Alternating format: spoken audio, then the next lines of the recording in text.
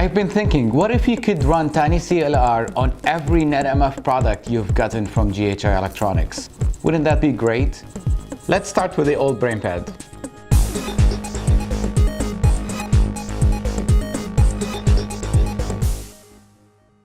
As you can probably guess, I haven't gone home in a week. I haven't shaved or showered. I'm sitting here trying to figure out what's going on with TinyCLR. And we have this great idea that we're still experimenting with, so I'm not making any promises yet, but we're really trying really hard, and we want your feedback and input on this. We want to see if we can run TinyCLR on everything NetMF, maybe even beyond that. Let's see how far we can push it. Now, we want to start with something that you have gotten recently. Many of you already have the old BrainPad. And with the new changes in the software and the support and the curriculum, everything is happening. BrainPad has a great future to come. So what if we can get you started with your BrainPad so you don't have to go get a new one? Of course, the new one is just beautiful. It's awesome. Highly recommended. So at some point, you'll still get the new one. But if you already have the old one, why not use that? And as comparison, you can see here on the screen, you can see the old one. It's quite big, and then the small one, it's easier. You can put it in a pocket. I have built a really nice robot with the BrainPad, so it fits quite well. Like building a small robot, and if you want to store it in a little box that you can carry around. So this works better for schools. Now, what we did is actually not just put TinyCLR on there. We have actually ported the drivers, the BrainPad driver that handles like all the components around the BrainPad. We have ported that to work on both, so it automatically detects which BrainPad it's running on, and it will properly run that specific BrainPad. So just a really quick, obvious example here is the display. It's different. It's very different between the two.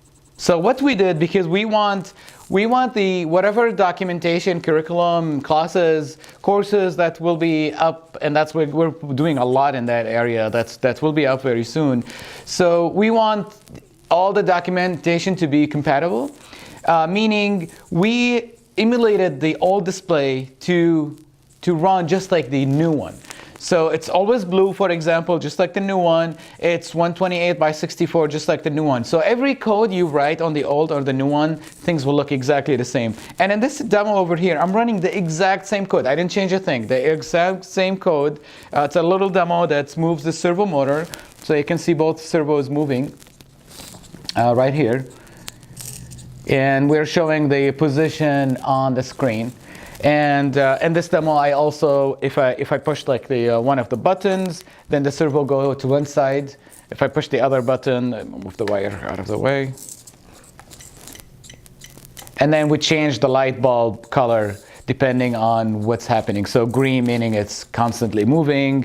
If I push the left button, the servo will go all the way to the left. The LED, the light bulb change to blue. If I push the right button, the servo will go to the right side, and the light bulb changes to red. Now, this exact same thing is also happening on the older BrainPad. Press left, press right, and it's also showing the position on the screen. Now, there are things, for example, the traffic light. There's no traffic light. This is a traffic light right here. Let me shut these off so they're not making noise. So there is traffic light on the older BrainPad. There is no traffic light. It's smaller. We can squeeze in the traffic light on there. And you have the display anyway. So if you want to simulate a traffic light, you can do that in graphics on the display. So then how would we run the traffic light? Now we could just include that in the driver, but that would be confusing for new students that are getting in the BrainPad. If they see that and built into the class, then they may get confused because there's no traffic light on the new one. But then we want everything to work on the old one. If you want to use a traffic light, we want you to use it. So the way the new BrainPad driver is built, it's extendable. So if you look in the description of the video, there's a link to give you the driver code, 20, 30 lines of code, probably less. Just create TrafficLight.c# file, a new project, copy paste that code,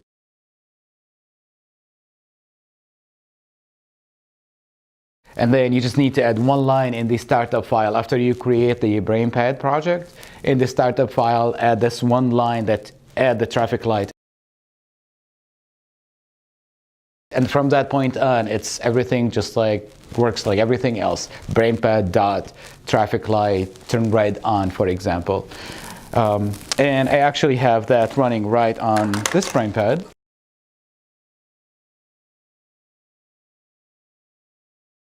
So this BrainPad, the demo, which we'll share the source code with you as well for the demo. That's using the driver, which we are also sharing that with you. So in this case, it's showing, it turns green on for 3 seconds, and then yellow for 1 second, and then red for 3 seconds. And it shows go, slow, stop on the screen. Now to use the BrainPad, you still need the latest release of TinyCLR operating system, which is 0.5 at this stage. That's not out yet. It's going to be out very soon. But find your BrainPad, dust it off, get it ready, install Visual Studio 2017 if you haven't done so. You can still use Preview 0.4. It works with the BrainPad, not quite well yet, so you can experiment with it if you want. But you need to get familiar with TinyCLR, you need Visual Studio 2017, Community Edition is fine on your PC. And we are shooting for about roughly a week time to get you TinyCLR, and we have some great news coming with the next TinyCLR release. So stay tuned, and looking forward to talking to you in the next Tech Talk. See ya.